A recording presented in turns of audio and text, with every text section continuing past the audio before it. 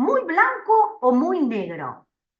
Como creo y espero que se estén imaginando, como vuelve toda la información y el ecógrafo capta toda esa información que viene y volvió todo, rebotó todo, viene bien blanco, bien, bien blanco. Vamos al otro extremo totalmente al revés. ¿Ustedes saben por qué se coloca gel cada vez que hacemos ecografía? Porque para que el sonido del ecógrafo se transmita, necesito líquido que lo da el gel.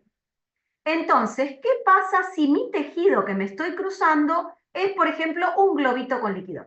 Una bombucha, como decíamos en mi barrio.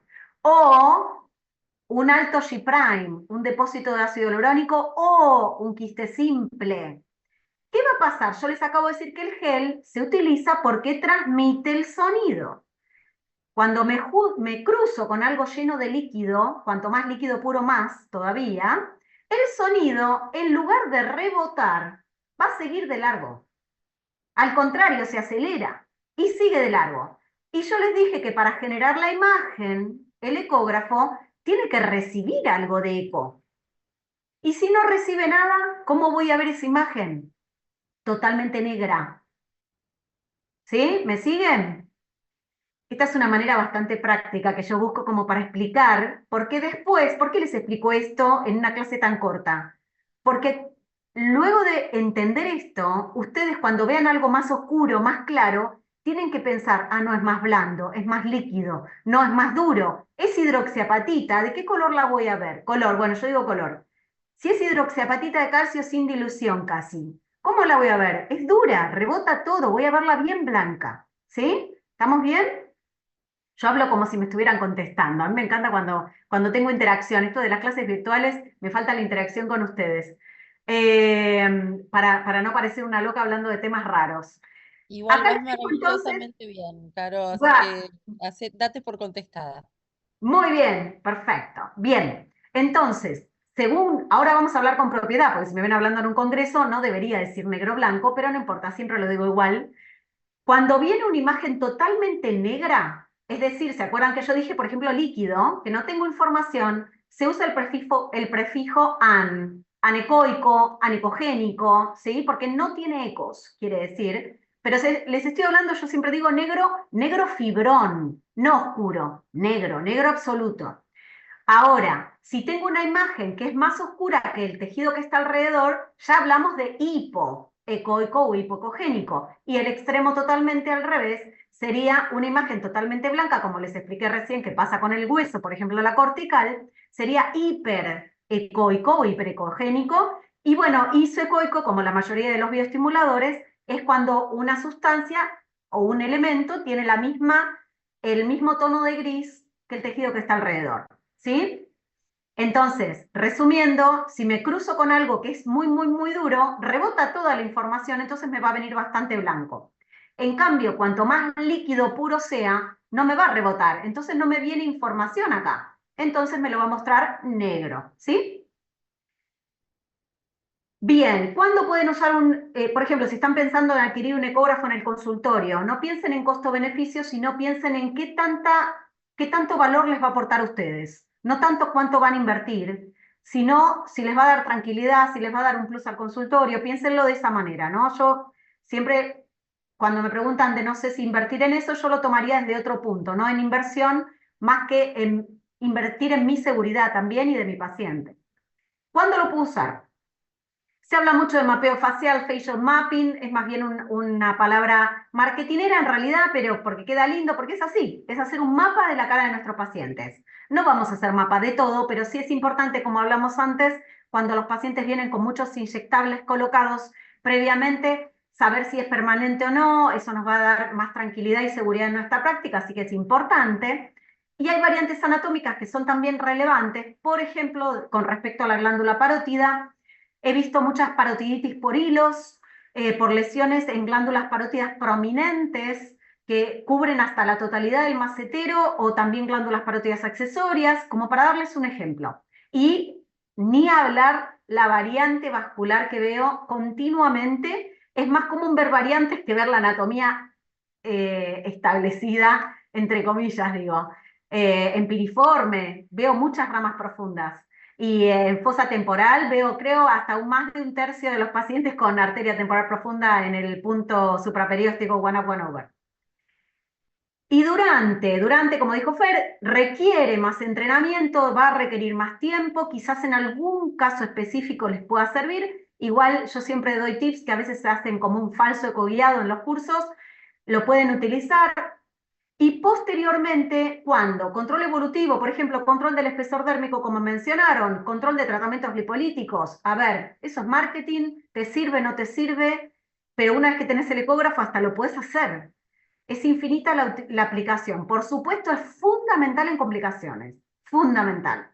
Puedes hacer el diagnóstico certero de lo que está pasando.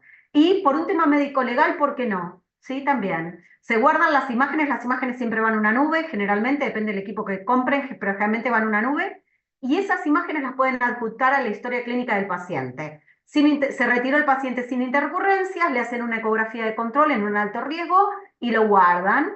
Tengan en cuenta una cosa muy importante. Ahora yo formo parte de un consenso internacional que estamos generando de ecografía estética con referentes mundiales. Ahora en breve esperemos que salga con Jimena Wurzman, para mí un honor participar en esto. Estamos debatiendo hasta qué punto un médico puede llegar a hacer ecografías, cuánto necesita de entrenamiento, pero algo que les digo a nivel radiológico, porque yo hago radiología, que cuando ustedes hacen imágenes al paciente, la imagen es del paciente, no es de ustedes. Entonces, si un paciente les pide la imagen, ustedes se la tienen que dar. Esto sí, aclárenle igualmente antes, ustedes no son médicos especialistas en imágenes, entonces no van a darle un informe, pero aclárenselo al paciente para evitar problemas, porque a veces después pasa alguno que solicita, no, usted me hizo una ecografía y no me la dio, ¿no? Aclaren todo antes por si acaso. Equipos recomendados y recomendaciones generales. Cuando se estén por comprar un equipo, tiene que tener, lo recomendado a nivel mundial es que tenga más de 15 MHz de frecuencia. Si tiene 12, 13, puede andar. Hay que probarlo. Color Doppler, fundamental. Sí o sí, esas dos cosas tiene que tener.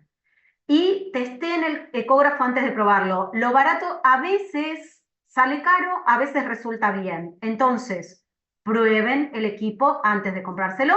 Si van a utilizar mucho gel, porque ustedes piensen que ni bien apoyan el equipo en la cara del paciente, lo van a deprimir.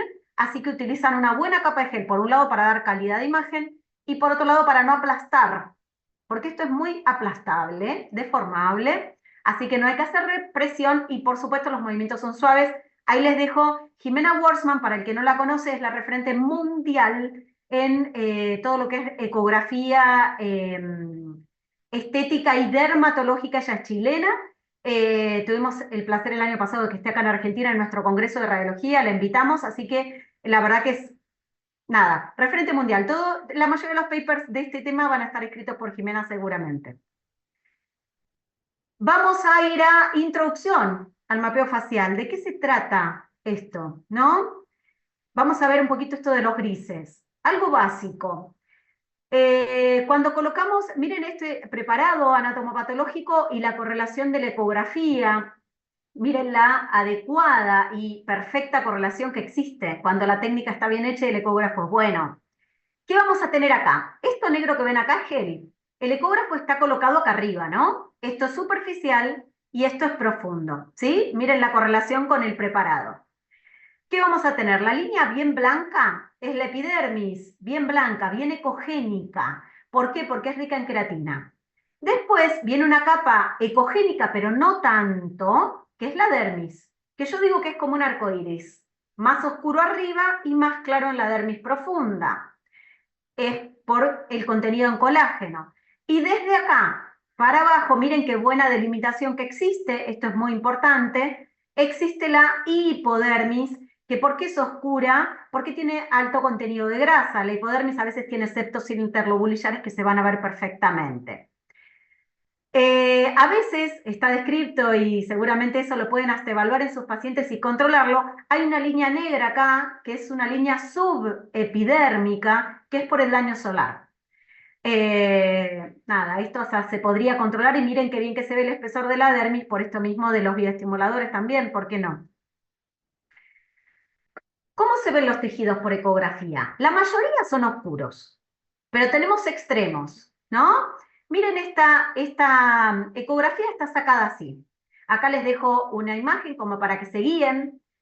Ustedes piensen que el ecógrafo, porque seguramente están más familiarizados en preparados anatómicos, ustedes piensen que el ecógrafo es como un bisturí. Yo lo que hago es cortar una sección de la cara en un lugar y con una angulación específica. Puede ser axial, longitudinal, pero después tengo un montón de oblicuos. Este ecógrafo, piensen que es un cuchillo, estoy cortando un preparado anatomopatológico en axial, ¿sí? Entonces tengo atrás, que es esto, para acá está el gonion, tengo adelante, que es esto, y esto está colocado sobre la piel, ¿no? Entonces tengo superficial y profundo. ¿Estamos? Tienen que ir haciéndose lo que ustedes ya saben de anatomía, que ahora lo van a poder ver. Si lo pienso de esta manera, esto es profundo. ¿Qué es lo más profundo y más blanco, lineal que estoy viendo? Por supuesto el hueso. Esa es la cortical ósea. ¿Qué está apoyado sobre el hueso en esta región? ¿Sí? ¿A quién tengo acá gordo, bastante grande, que ustedes piensen que ustedes al paciente lo pueden hacer morder, abrir la boca? La valoración en forma dinámica es mucho más fácil que ver una foto. Todo esto que están acá, que seguramente ustedes ya se están dando cuenta, es el músculo macetero. Ahora, ¿quién recubre? Miren esta fascia blanca, bien ecogénica, que tenemos acá, es la fascia la macetérica, la parótido macetérica. ¿Sí? De profundo a superficial. Y ahora vamos al revés. ¿Qué es lo más superficial que tengo acá? Esa línea bien blanca, bien ecogénica, la epidermis, que ya vimos. Desde acá hasta acá viene el arco iris, que yo les comentaba de la dermis. Y desde acá hasta abajo, ¿qué es esto oscuro? Que tiene además unos septos blancos, que son los septos interlobulillares. Estamos hablando de la grasa subdérmica, ¿sí?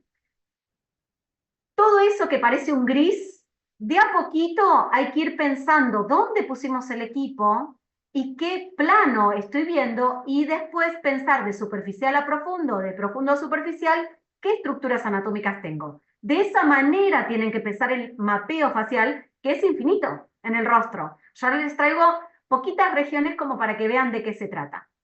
Vamos a ver otra región muy linda que suelen subir a veces en redes, tema labios. Miren cómo está tomada esta ecografía.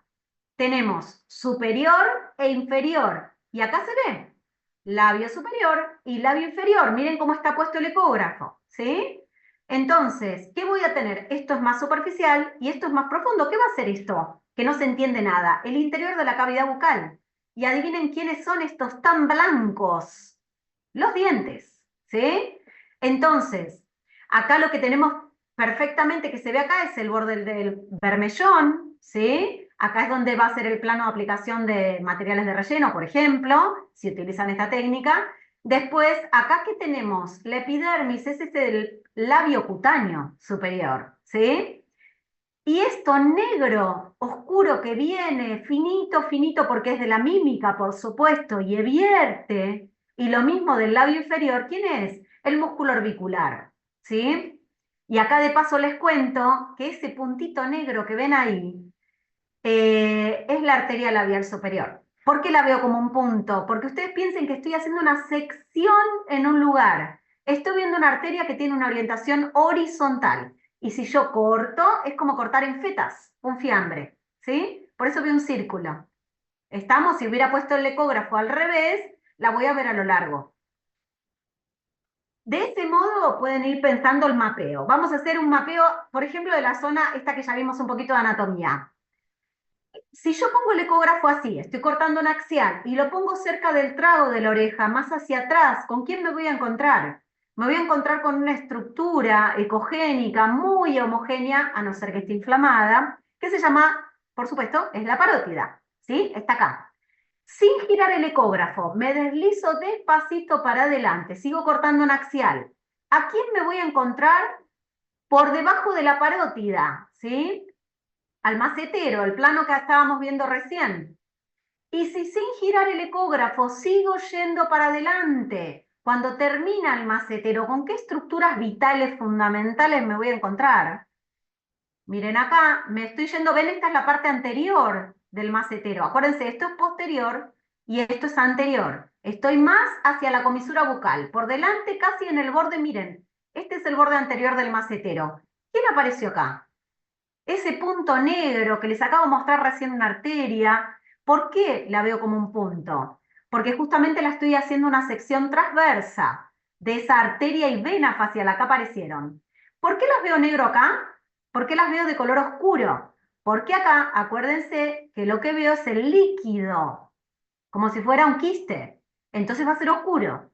¿Qué me faltó? ¿Por qué yo siempre veo los vasos de colores? Porque no apreté el botón. Hay que apretar el botón que dice Doppler. Si apretamos el botón de Doppler, nos va a aparecer un recuadro y lo que esté dentro va a ser azul rojo, no importa vena arteria, no es el tema de esta clase de hoy, y van a aparecer los vasos, ¿sí? Esto que está atrás es la vena y esto es la arteria facial, ¿sí? Se las presento, miren qué lindas, se ven muy lindas. Como estoy haciendo una sección transversa y ellas suben, las veo solamente como un círculo, ¿sí? Si giro el ecógrafo siguiendo el eje de las arterias o de los vasos, los voy a ver entonces a lo largo. Eso con respecto a un panorama general de mapeo facial, así se pueden hacer todas las regiones del rostro. Vamos a hablar un poquito de cuáles son los principales productos que se pueden llegar a encontrar, productos de cosmiátricos. Yo lo puse así en general, porque antes decía rellenos no me encanta esa palabra, la verdad, utilizarla, fillers tampoco, y por otro lado hay tanto bioestimulador hoy en día que también lo quería incluir, al menos para que conozcan algún principal. Vamos a uno de los más famosos y más utilizados. Ácido hialurónico. El ácido hialurónico, dependiendo obviamente de la reología, del tiempo de aplicación del hialurónico y del plano, y obviamente dependiendo del paciente, los voy a ver de una manera diferente. Pero en la mayoría de los casos las van a ver como imágenes quísticas. Se dicen como pseudoquísticas, obviamente porque no es un quiste verdadero, pero ¿por qué? Por el alto contenido líquido gel que tiene, ¿sí?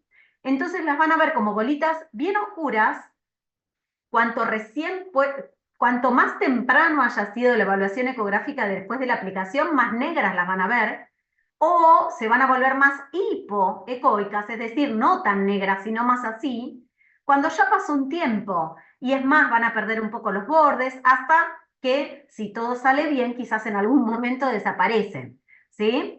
Obviamente, según el G', por ejemplo, que tengan, las vamos a ver como depósitos más grandes o como pequeñas microgotitas, como estas que ven acá en el labio inferior y en el superior, ¿sí? Esta imagen que ven acá, de paso les cuento, esto es una rinomodelación, esto es un radix nasal visto como de perfil, ¿sí? Esta persona, acuérdense que está acostada. Esto es superficial, esto es profundo. ¿Quién va a ser bien blanco acá? El hueso nasal, ¿sí? Los depósitos hasta pueden ver el plano que están utilizando. Estos están colocados en plano supraperióstico. Igual miren la cantidad de producto que tiene, que quizás está bien en plano, pero está comprimiendo y ocupando planos más superficiales, pero por el volumen que se inyectó, que eso es bastante común. Quizás la técnica está bien, es supraperióstico, pero hay un tema de volumen.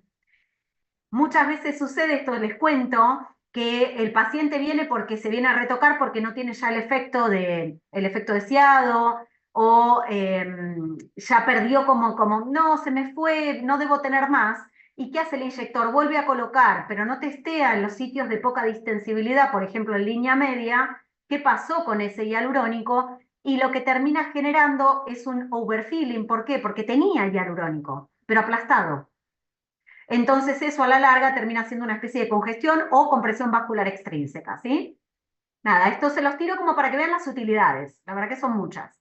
Vamos a otro producto bastante utilizado lamentablemente hace tiempo y sigue utilizándose ahora, lo sigo viendo ahora, que es la silicona. La silicona lo que se va a ver es que no se ve nada, ¿sí?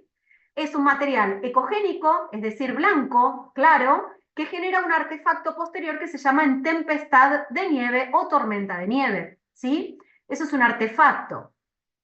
Y a veces a veces dentro de la silicona van a encontrar estos que son como gotitas, pero mucho más grandes que el hialurónico, que es gel de silicona puro, ¿sí? Que por eso es líquido, ¿sí?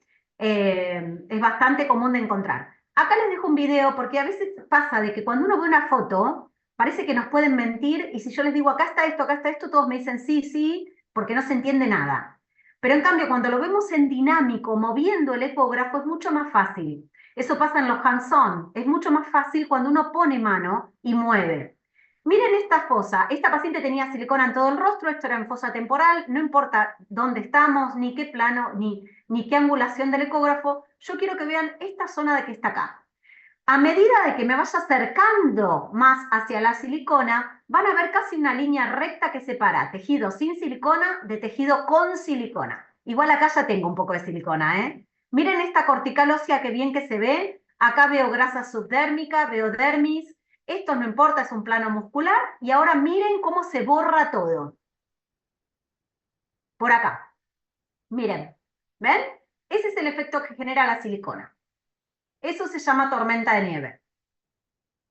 A mí me gusta traer videos a veces porque es mucho más sencillo de interpretar que si lo vemos en forma estática. Y después otro producto lamentablemente muy utilizado y que el año pasado vi muchos pacientes de estos, del médico conocido y del no conocido, muchos, que es el metacrilato. Igual este año fui a Brasil y lo utilizan mucho el PMMA. Dejo a criterio de cada uno, les cuento cómo se ve. El metacrilato está descrito que es como un puntillado bien blanco, confluyente, sobre una matriz bastante clara. Yo digo que es brillantina. Si escuchan a alguien que le expliqué yo y le di algún curso, van a decir brillantina, gibré. Yo siempre digo lo mismo para que se acuerden, porque no es un puntito blanco así nomás, es muy brillante. Y esos puntos tienden a aglomerar, más que nada cuando se colocó la jeringuita de un ml facial. Suele ser un cúmulo, ¿sí? No tan disperso. En cambio, las pacientes que vienen más que nada en la zona glútea y solamente 2 pacientes en facial pueden tener esta manifestación, que es decir, forman grandes granulomas, ¿sí? Que generan como un borramiento de planos posteriores que se llama sombra posterior, no importa, pero generan como granulomas, bolas duras. Ese material, coincidentemente con el año pasado que vi tantas pacientes así en la región glútea, coincidían con esos materiales que no son el PMMA legal. ¿Por qué? Porque eran toneladas de productos dispersos en todos los glúteos y en los muslos y en todos lados. Entonces, para mí, en mi casuística personal, es que cuando usan el PMMA legal, el de 1 ml, se suele ver más de estas características. En cambio, cuando usan esos contenidos, esos materiales dudosos, ¿no? Más cementantes, más duros y de mayor cantidad, suelo verlos de estas características y las pacientes tienen hasta bultomas palpables de los grandes que son. Y vamos a poner la hidroxiapatita de calcio, tan ampliamente utilizada. Como les hablé antes, cuanto más duro, más blanco. Entonces, ¿cómo lo vamos a ver? Blanco, ¿sí? Hidroxiapatita de calcio, puesto en un plano más profundo, sin dilución, e hiperdiluido, puesto, miren, a la altura de la dermis. Genera sombra. Esta sombrita que ven acá y esta sombra que ven acá es un artefacto. Nos está indicando que esto que está acá arriba es muy duro. ¿Sí? Los dejo ahí para no enroscarlos más con términos y con temas de artefactos de ecografía, pero eso es un artefacto, no es real, y nos indica que esto es muy duro, ¿sí? Lo que está arriba. ¿Estamos bien? Vamos a la última parte, que es la parte de los casos, lo más lindo. Bueno, creo que estoy bien con el tiempo. Espero no ir demasiado rápido, pero trato de hablar de temas sencillos. Vamos a ver esta paciente, tranquilamente les puede llegar a consultorio, es una paciente que se colocó un material de relleno 20 y pico de años esta paciente, por eso digo que se sigue colocando hoy en día, 20 y pico de años, hace 2 años le colocó una amiga de la madre un material de un producto de relleno de labios, fue contenta, confiada, y viene a consultar, a realizarse una ecografía por estos bultomas blandos, indoloros que tienen el labio superior, más que nada. ¿Qué vemos acá? Si me estuvieran escuchando recién, acá lo que vemos es en la tempestad de nieve de la silicona. ¿En qué consiste esto? Entonces, claro, es un hallazgo bastante frecuente. Si ustedes tienen el ecógrafo en el consultorio, la silicona dentro de todo es bastante fácil de ver. Pueden ya al menos hacer un acercamiento diagnóstico, igual como ustedes no hacen informes. Yo igualmente cuando son este tipo de casos, yo indicaría igualmente una ecografía como para que tenga un informe respaldando, ¿no? Lo que están diciendo, porque la mayoría de las pacientes, al menos que me llegan a mí, no saben que tienen silicona colocado. Entonces es un tema, hasta legalmente, ¿no? Estamos hablando. Esto sería una manifestación, una complicación, que es un nódulo tardío de tipo no inflamatorio por un material de relleno. Puede ser por una migración o redistribución del producto más que por un nódulo tipo granulomatoso. Generalmente lo que se ve es eso, que por la gravedad, acuérdense que la silicona, como es líquida, cae, ¿sí? No necesariamente es un granuloma esto que tenemos acá. O siliconoma, como se decía antes, yo ese término no lo utilizo. Esta es una paciente muy conocida encima y trabaja mucho con la imagen y concurrió a otro dermatólogo porque le inyectó otro cirujano porque ya no confiaba en ese cirujano, volvió un dermatólogo y estaba dando vueltas porque tenía estas nodularidades en la piel, espero que se vean bien superficiales, indoloras, no estaban enrojecidas, después de la colocación de un material que era un skin booster. Bien, ¿qué es lo que veo en la ecografía? Por supuesto, veo, pero ligeros abultamientos, pero muy chiquititos, casi no eran imperceptibles. Estamos hablando de muy poca cantidad de producto, pero puesto en la capa dermis, en la dermis superficial. Y miren acá cómo abulta la epidermis para afuera, ¿ven? Sutilmente, pero claro, estaba llena. ¿Qué fue lo que pasó? Como Patricia ya les debe haber dicho muchas veces, conozcan el material que inyectan, sepan la reología del material que inyectan. Esto era un skin booster, pero reticulado. Entonces, claro, obviamente que iba a verse abultado si se coloca en un plano tan superficial. Todavía no volvió esta paciente, así que no sé, porque no quería hacerse hialuronidasa en cada uno de esos puntos. La verdad, la paciente después no volvió a mí, y así que no sé si tuvo que hacerse dilución de cada uno de esos puntos o no, pero ya venía con meses del rostro de esta manera y no se le iba, ¿eh? Otro paciente muy interesante, este lo presenté en Sao Paulo este año en el Congreso de Complicaciones de Hialurónico, en Portuñol. Este paciente se había colocado ácido hialurónico en la región mentoniana hace un año sin problemas, plano supraperióstico, se lo volvió a hacer al año siguiente, un ml en la zona del mentón, se colocó Bolift en plano supraperióstico y también en plano graso, subdérmico, más bien superficial. Y él refirió que después de haberse colocado a las pocas semanas, más que nada acentuado la contracción del mentón, notaba todo un enrojecimiento. La verdad que esto lo consulté porque hay mucha gente que cuando contrae se le enrojece el mentón, pero este chico me decía, no, no, no, pero yo nunca lo tuve de esa manera. Entonces, algún problema había. ¿Qué es lo que hice? Le hice la ecografía en relajación y contracción para ver qué estaba pasando con esa circulación. Si bien no era un proceso isquémico, evidentemente era un proceso vascular, pero tardío, subagudo, ¿no?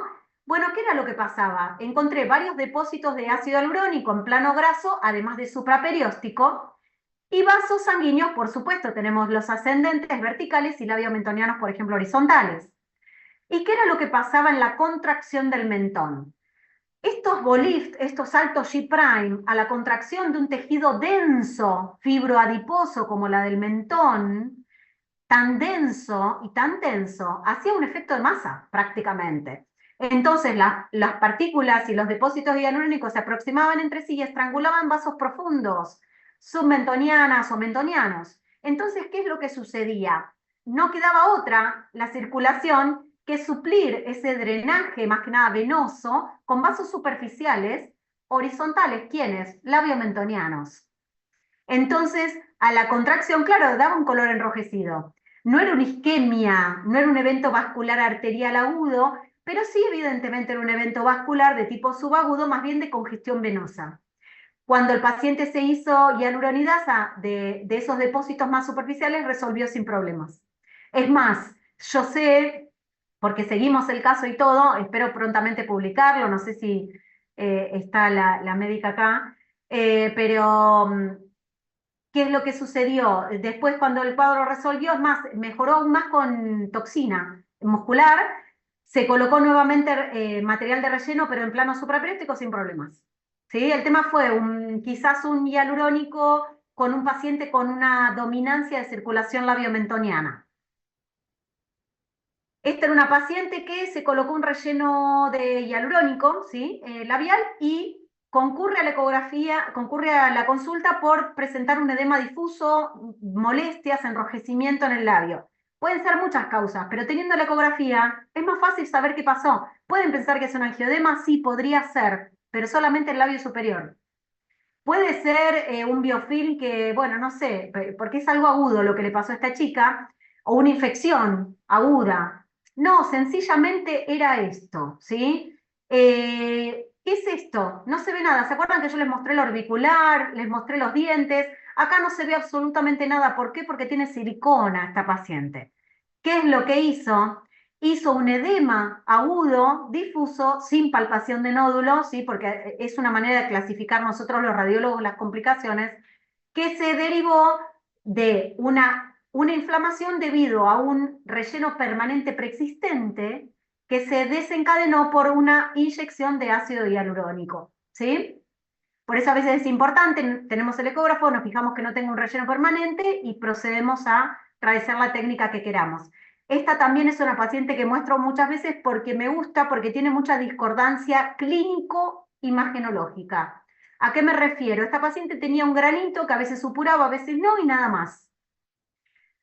Trataba con antibióticos, no resolvía, de vez en cuando supuraba, de vez en cuando no, se iba a ir de viaje, entonces la médica dice, bueno, le indico una ecografía por las dudas. A mí también me llamó la atención cuando la veo esto. ¿Lo ven? Ese pequeño bultito que tiene ahí, ese pequeño lump, ¿sí? Que se ve acá, pero la verdad es que la piel se veía bastante bien. Acá está el bultito. Pero el que más llamaba la atención, obviamente, era el que supuraba a veces que era este de acá. Lo que vi en la ecografía es esto que ven acá, que es una colección con microfragmentos. La paciente se había hecho un tratamiento con hilos de PDO, de tracción. Si no me recuerdo mal, eran 4 de un lado y 4 del otro. No sé si más todavía. Yo me paré en el trayecto del hilo, este que era el hilo en cuestión, y justo en el sitio de drenaje se veía una colección con microfragmentos de 1 milímetro de hilo, ya se ve que era el nudo que se había degradado en parte, pero estaba todo con una colección que era la que salía hacia la superficie. Todo el trayecto del hilo estaba lleno de líquido alrededor. Y este dice izquierdo, no me confundí. ¿Por qué? Porque yo cuando hago una ecografía facial, hago ecografía de toda la cara, en forma sistemática. ¿Por qué? Porque todo el resto de los hilos tenían el mismo hallazgo. Todos los hilos estaban infectados, resultó ser una micobacteriosis, por eso no resolvía. Estuvo varios meses la señora, por suerte resolvió. Aparte la señora divina, la verdad. Y esto que veían acá era un absceso también, pero que todavía no había perforado la dermis, que quería salir. Porque claro, como este a veces supuraba, a veces no, en algún lado tenía que salir, tenía que buscar otra boca de salida, este líquido que rodeaba a los hilos. Pero estaban todos los hilos igual, rodeados por una colección infectada, ¿sí? Y este es un hallazgo bastante común, es una paciente que venía por una tumoración, ¿sí? Palpable, más que visible, la coloración de la piel estaba bien, pero cuando gesticulaba, miren cómo se veía, era bien duropétrea, y obviamente le piden ecografía para caracterizar el producto, para ver qué es, porque no resolvía el hialuronidasa, ¿sí? Y yo lo que me encuentro con la ecografía es este nódulo, pero sólido, ya estamos hablando de un granuloma. Si bien yo no suelo poner en un informe médico la palabra granuloma porque es un hallazgo histopatológico, yo sí le suelo decir organizado, aspecto granulomatoso, sí, por supuesto, porque esto es una formación sólida, ¿sí? Derivada de un material de relleno, en este caso ácido hialurónico, ¿sí? Miren el tamaño que tenía, ¿sí? Acuérdense que estamos colocando un material exógeno en un cuerpo vivo, va a hacer una reacción de injerto contra huésped, una reacción inflamatoria, el tejido alrededor es más, se vuelve bastante fibroso y bastante duro y es habitual que no respondan a una terapéutica de hialuronidasa sola. Es lo más esperable, ¿no? Acá hay que poner un poco más de garra en el tratamiento, otro tipo de medicación también, seguramente ya lo estuvieron viendo. Y vamos a volver para terminar con nuestro caso. ¿Se acuerdan la paciente del edema malar? Tardío, persistente, seguramente muchos de ustedes ya conocen este término y esta entidad, ¿sí? ¿Ustedes qué harían? Obviamente si estoy acá es porque les solicitaron una ecografía y algo tengo que ver, pero para que vean la importancia, ¿sí? Un edema tardío es bastante común y lo pueden tratar con hialuronidasa, algunos dicen que es por material de relleno, otros dicen que es por un drenaje linfático, todo está relacionado con el hialurónico y lo que sí sabemos todos es que con el tratamiento con hialuronidasa mejoran. pero a veces no mejoran, ¿sí? Como en este caso. Vamos a mostrarles, les muestro un poquito la ecografía. Esta es una ecografía como longitudinal. Mírenme un segundo en la pantalla, a mí. Es una ecografía longitudinal desde el reborde orbitario hacia abajo, ¿sí? Entonces, acuérdense que la paciente es como que la tenemos acostado boca arriba, ¿no? Acá está el globo ocular, acá está la grasa septal. Esto blanco que está acá, que hace sombra posterior, es el reborde orbitario inferior, y hacia aquí viene el hueso. ¿Y quién está acá saliendo de un foramen? El infraorbitario, ¿sí? Este es el foramen infraorbitario, para que se ubiquen. Y esta es la vena angular, ¿sí? Ella lo que tenía era varios depósitos de ácido hialurónico bastante grandes. Acuérdense que había pasado un tiempo de la inyección y que además había hecho 3 sesiones de hialuronidasa. Y yo ya le había dicho dónde estaba. Yo les dije, está supraperióstico, acá marco siempre en los informes dónde está, como para que vayan y hagan la dilución. A veces se marca la profundidad, pero cuando es supraperióstico, la verdad que yo aclaro que es supraperióstico y listo, ¿no? Sencillo, supuestamente. Sencillo de agarrar, ¿no? Porque uno dice supraperióstico, voy perpendicular y ya lo disuelvo. Bueno, no resolvía.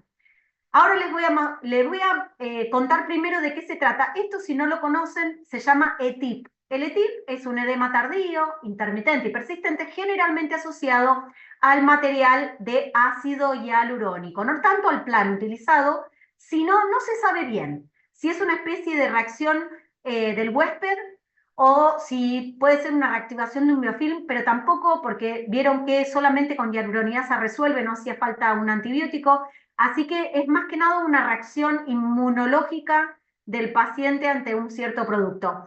Y les adelanto que generalmente está relacionado a, no se sabe si es porque se utiliza más ampliamente o no, pero a la técnica Bicross, ¿sí? a la tecnología Bicross.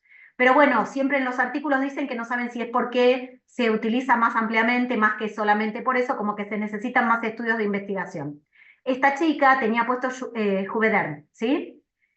Entonces, ahí les dejo una bibliografía que es Fernanda Cavalieri, que es mi amiga, la saupaulista, que es la que describió por primera vez el ETIP, que vino también el año pasado a Argentina. Un honor, la verdad. Miren lo que pasaba, ¿por qué no resolvía? El cirujano me llamó para hacerle una hialuronidasa guiada. Entonces yo pongo el equipo y digo, bueno, entra. Este plano que está acá, la idea es ver la aguja a lo largo, ¿sí? Yo acomodo el ecógrafo siguiendo a lo largo la aguja. Esta es la aguja, ¿ven? Que se está asomando por acá. Y este es el depósito de hialurónico que quiero disolver. Miren lo que pasa con aguja, no cánula. Generalmente cuando son procesos tardíos y todo, yo sugiero ir con aguja porque no entran directamente. Con aguja y todo es imposible perforar el depósito y entrar con la hialuronidasa. Esa es una de las grandes causas por qué la hialuronidasa a veces no resuelve y necesitamos hacer ecoguiado. Porque el hialurónico lo único que hace es empujarse, pero nunca van a entrar con la hialuronidasa donde deben, ¿sí? Por el tejido fibroso que se genera alrededor. Tuvimos que cambiar de plano porque no hubo forma de esta manera de entrar, así que colocamos la aguja al revés, se llama fuera de plano. Entonces, para ver si así podíamos entrar desde otro margen, miren esto. Ahora cambiamos la aguja, la pusimos fuera de plano, entró desde un lateral, así que lo único que van a ver es un puntito de la aguja, ¿sí? Está como cortada en feta, no a lo largo. Esta es la vista longitudinal, ¿se acuerdan del infraorbitario? Grasa septal, reborde orbitario. Acá están los depósitos que como ahora esto es un video, por eso no se ve de tan buena calidad y por el movimiento. Lo que va a aparecer acá es la punta de la aguja, ¿la ven? Miren lo que le costaba llegar a estos depósitos. Este es como el quinto intento más o menos, porque yo le decía, no, no, más abajo, retirá, angulá y me profundizá más. No puedo, me decía, no puedo. Y así me pasa muchas veces cuando son procesos de larga data, ¿sí? Entonces no es que estaba mal la medicación, porque también me podían decir capaz está mal la dilución, capaz tendría que haber intentado otra medicación. Puede haber un montón de aristas y variables para evaluar. Pero ¿qué era lo que pasaba con esta paciente? No estaban entrando con la hialuronidasa o la terapéutica al sitio de interés. Esto fue a los 2 días de la inyección ecoguiada. miren qué bien que está la chica. ¿Por qué? Porque pudimos realmente, bajo una guía y específicamente, entrar donde debíamos entrar. A veces parece fácil, pero no es tan fácil, ¿eh? Igualmente esta chica continuará, porque la llamé la semana pasada para pedirle permiso para utilizar sus imágenes y me dijo que estaba de nuevo inflamada porque se había puesto de nuevo rellenos, porque había resuelto, estaba bien y se había puesto de nuevo, pero ahora la técnica Naya y se había dematizado de nuevo. Pero en los labios que utiliza otro material no se inflama. Así que bueno, para pensarlo. Pero después de todo esto le digo, pero escúchame, ¿tomás medicación?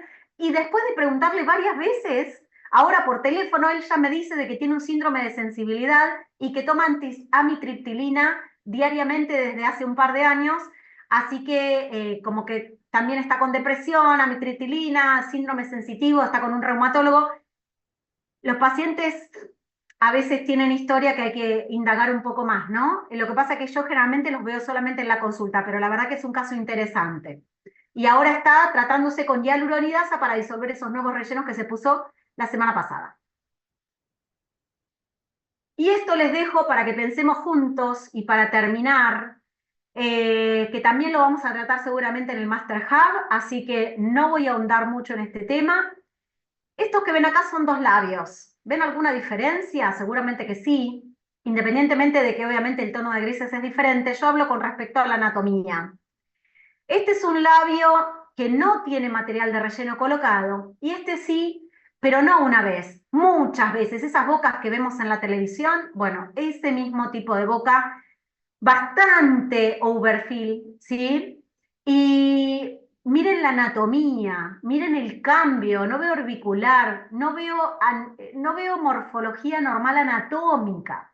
Parte de esto también es parte de lo que estoy mirando mucho en resonancia magnética. Entonces, ¿hacia dónde vamos? ¿Cuánto aún no sabemos? Entonces yo, la verdad que por algo ustedes están acá, están formándose, esa es la clave, no quedarse con una idea, hoy lo que pensamos hoy puede cambiar el día de mañana o no, pero ante todo, si ustedes tienen criterio médico, si capacitan, le vamos a hacer primero, antes que nada, no daño a nuestros pacientes. No digo no se inyecten, digo háganlo con profesionalismo, con criterio y sepan lo que están inyectando, ¿sí?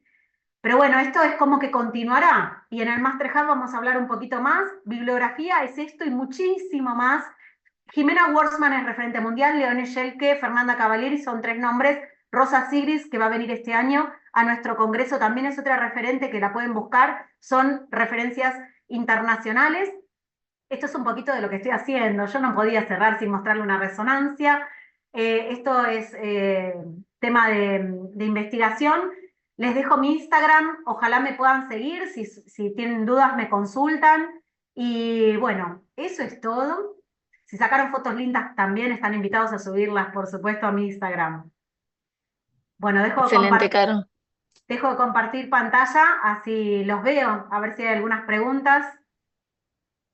Bueno, excelente, Caro. Muchas gracias. No, felicitaciones, muy buena.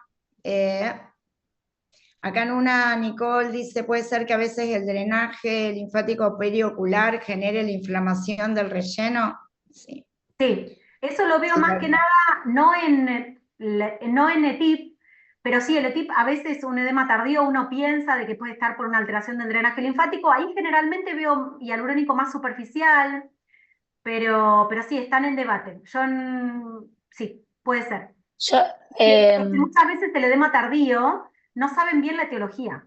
Entonces, sí, está el relleno colocado en un ángulo específico, no sé si Patri vas a hablar de eso. no, lo único que le voy a decir es que hay dos teorías diferentes sobre el edema malar. Hay una teoría en la cual está Leonie Schelker, ha publicado al respecto y habla sobre no solo la alteración linfática, sino que ella sostiene que hay una ingurgitación y una afectación venosa concomitante a la linfática, y ella lo explica diciendo que cuando ella diluye el relleno, el paciente tiene una mejora inmediata. Cuando un paciente tiene una alteración por un drenaje linfático, la reconstitución y la recuperación no es inmediata. lleva 2, 3 semanas. En cambio, si es inmediata, ella cree que hay una ingurgitación venosa y lo publica. La otra teoría, que es de otros, son los dos de CIMAC, la otra teoría es de Cami Parsa. Cami Parsa es un cirujano de Los Ángeles, se dedica a hacer mucha cirugía, pero él sí publica y relaciona la tecnología Vicross con mayor porcentaje de complicaciones en edema malar. ¿Y por qué lo relaciona él? Él explica que el linfedema, hay un estudio que él presenta donde el linfedema no se produce cuando uno saca los CD4. Esto es bastante complejo, se los hago rápido, pero lo que él dice es que el ácido hialurónico de bajo peso molecular con el tiempo haría una inflamación crónica que produciría el edema malar y tiene todo un protocolo de cómo ir diluyendo. Esas serían las dos grandes teorías del edema malar. Fernanda Cavalieri, que es la que describió el ETIP, ellos como que creen más en esta última teoría y le sumo además el tema de la fibrosis. A veces el que no responda tan rápidamente es porque hacemos daño permanente o se genera una reacción inflamatoria ya de tipo tardío y yo más que nada en la resonancia veo fibrosis y cambios anatómicos. Entonces, por eso a veces las pacientes no resuelven totalmente. A veces estamos haciendo bien el tratamiento. Ahora acabo de ver, ahora en un ratito tengo que informar una resonancia facial de una paciente muy compleja que hizo un edema, prácticamente era la cara encharcada. Es más, ya estuve hablando con Patri a ver si le parecía, porque la voy a derivar a un reumatólogo. Pasaba de médico en médico porque nadie le resolvía el tema y termino yo siempre en el medio debatiendo con Patricia a ver qué podemos hacer. Pero era un edema, hialuronidasa con cóctel, con corticoide, en 3 oportunidades no resolvió. Y la paciente vio que yo hacía resonancia y me dice, me quiero hacer una resonancia. Y la verdad, no tiene ya hialurónico visible en la zona, pero igualmente ya quedó afectada en su morfología. Así que, en cierto modo, yo no sé si algunos cambios ya no van a ser reversibles.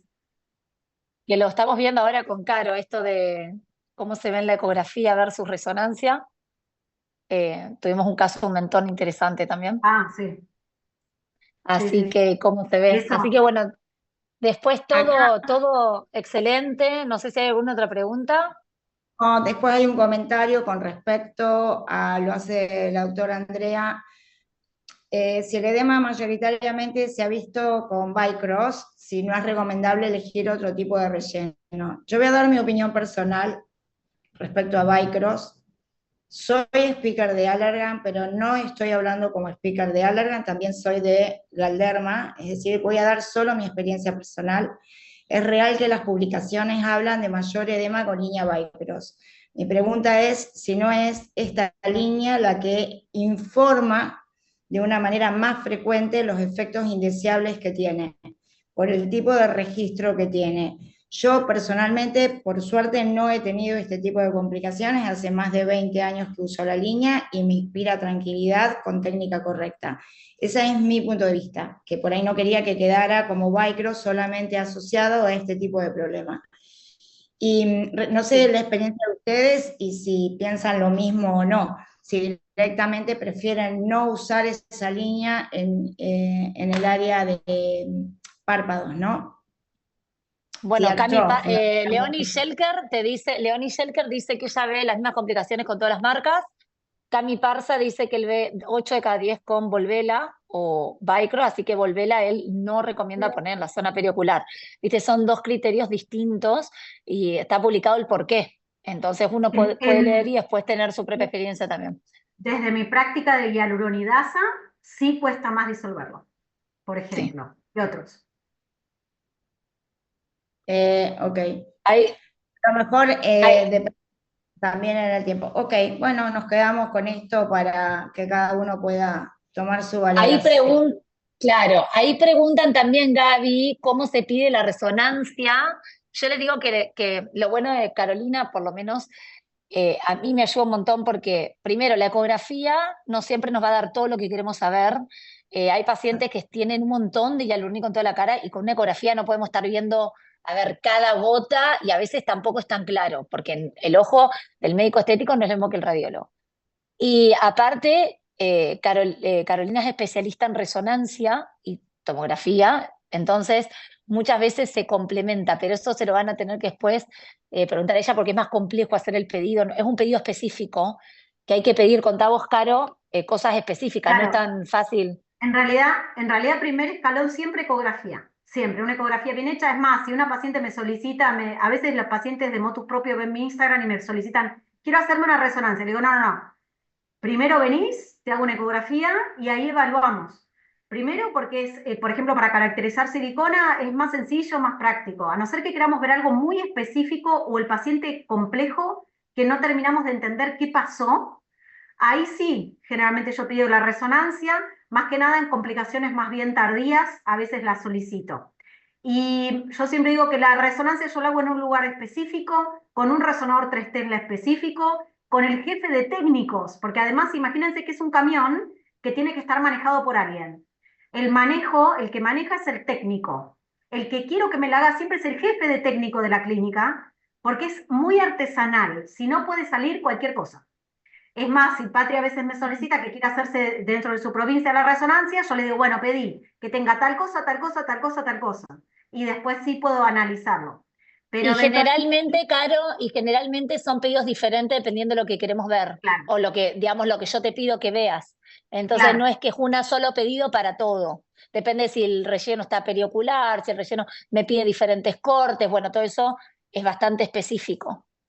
Claro, sí, sí, es medio artesanal, porque la verdad que no somos bichos raros los que hacemos resonancia facial en el mundo, no son, creo que seremos dos. Pero entonces a veces yo, depende de lo que esté buscando, pido alguna secuencia específica con algún plano específico. Así que cualquier cosa me contactan y yo les digo. O lo cito directamente en la clínica donde yo trabajo, mejor, para que esté bien hecha la reso y la hacemos bajo mi guía. Ok. Perfecto. Bueno, muchísimas gracias, Carolina, por tu tiempo y transmitirnos tu experiencia inmensa en todo esto. Nos sirvió un montón. Personalmente me ayudaste mucho, así que gracias. Y en honor al tiempo vamos a ir con el doctor Roberto Cáceres, dermatólogo, gran amigo de Jujuy. Vamos a ir con el otro tema, que es el tema de IPL y tratamientos no ablativos. Roberto, ¿estás conectado? A ver si lo tenemos.